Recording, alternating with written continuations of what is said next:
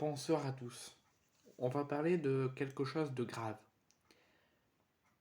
Tout à l'heure, il s'est passé quelque chose d'assez dramatique, qui aurait pu être dramatique, qui ne l'a pas été grâce à l'intervention extraordinaire et grâce à l'importante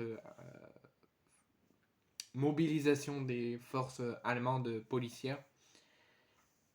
Tout à l'heure, il y a eu le match entre la Pologne et le Pays-Bas, dans le groupe de l'équipe de France, et qui va un petit peu impacter le match de la France demain et de la rentrée en lice, côté sportif. Mais cet après-midi, pour ceux qui n'ont pas pu se rendre au stade, il y avait une fan zone en plein centre de Hambourg à Wolfsburg-Stadion, où il y avait ce match, pas trop loin de ce stade. Et une importante intervention policière a eu lieu dans le quartier de Stengpoli, à quelques mètres du stade, puisque là, il y avait 40 000 supporters des deux camps qui faisaient la fête en amont de la rencontre. Il y a eu un incident assez grave et qui aurait pu être dramatique sans l'intervention de ces forces de l'ordre. Un individu a menacé les forces de l'ordre et les personnes présentes qui faisaient la fête pour ce match avec une hache et un engin incendiaire. Les forces de l'ordre ont ensuite fait usage de leur arme à feu et l'agresseur a été blessé et a été interpellé et reçoit actuellement des soins médicaux. C'est ce qu'a précisé la police de Hambourg dans un communiqué suite à cet incident. Des journaux anglais et allemands ont annoncé que l'agresseur était, en plus de la hache, en possession d'un cocktail Molotov dans son sac à dos. Et la police a supposé qu'il avait l'intention d'allumer l'engin incendiaire et de le lancer dans le tumulte des supporters.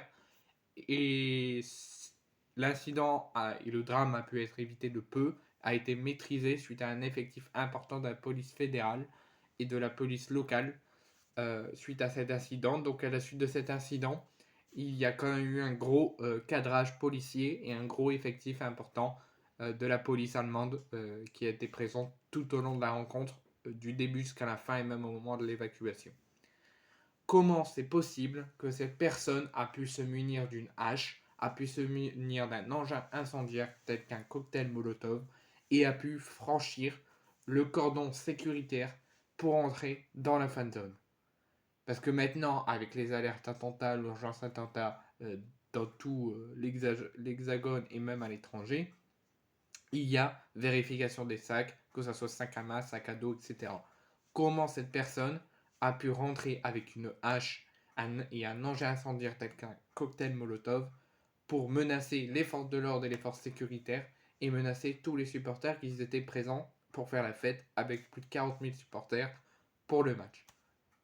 Certes, il y a eu d'un seul coup, en plus des stadiers qui ont été courageux pour intervenir et des forces sécuritaires qui surveillaient au bord.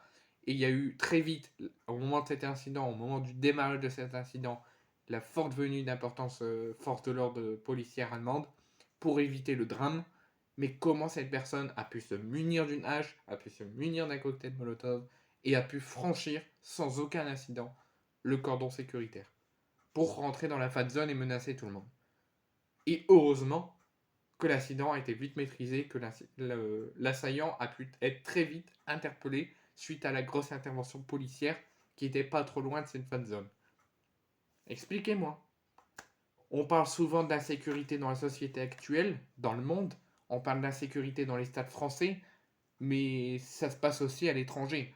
Il y a de l'insécurité partout, dans le monde, dans la société actuelle où on vit, où on est tout le temps en insécurité.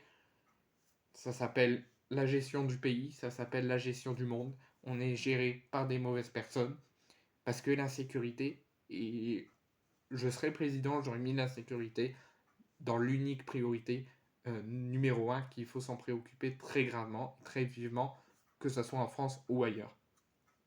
Des choses comme ça se passe aussi ici. Et je me pose la même question, comment ils arrivent à se fournir des armes blanches et des armes d'une telle calibre? Bah c'est la même chose à l'étranger en fait.